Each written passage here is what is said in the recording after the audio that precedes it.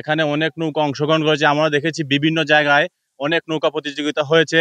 সেই দৃশ্য দেখে আমরাও চেষ্টা করে প্রবাসীদের উদ্যোগে এবং গ্রামবাসীর উদ্যোগে আমরা যুবক মুরব্বিয়ানের উদ্যোগে আমরা এই উদ্যোগ নিয়েছি। সেই আশা ব্যক্ত রেখে আমরা প্রতি বছর চেষ্টা করব যাতে সবাইকে আনন্দিত করতে পারি। এই সারা নবীগঞ্জ বাহুবল উপজেলার প্রত্যেকেই এখানে এসেছে দেখার জন্য। দর্শকরা হাজার হাজার দর্শক আপনারা দেখতে পারবেন। এখানে 8টি নৌকা অংশগ্রহণ করবে।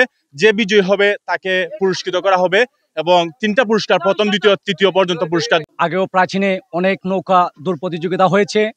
ইনশাল্লাহ আমাদের নোয়াগাঁও গ্রামের বিশিষ্ট মুরব্বিয়ান তথা যুবক ভাইদেরকে নিয়ে আজ আমরা এক সুন্দর পরিবেশে নৌকা প্রতিযোগিতার আয়োজন করেছি। এই নৌকা প্রতিযোগিতায় অনেকগুলা নাও অংশগ্রহণ করবে আশাবাদী আমরা জানি আজকে 8টা নৌকা এখানে অংশগ্রহণ করবে। ইতিমধ্যে আমরা খবর পেয়েছি কমিটির পক্ষ থেকে যে এখানে 6টি নাও উপস্থিত হয়েছে। বাকি নাওগুলাও আমাদের আশেপাশেই অবস্থানরত।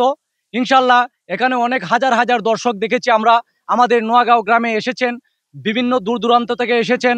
আমরা ভলেন্টিয়ার যারা আছেন বা গ্রামের যুবক ভাইয়েরা যারা আছেন তাদেরকে সুন্দর পরিবেশে নৌকা দৌড় দেখার জন্য আমরা পরিবেশ করে দিয়েছি এবং আমরা এখানে দায়িত্ব নিয়েছি যে নৌকাগুলো কিভাবে এখান থেকে ছাড়তে হবে এবং নৌকাতে যাতে কোনো বিশৃঙ্খলা না হয়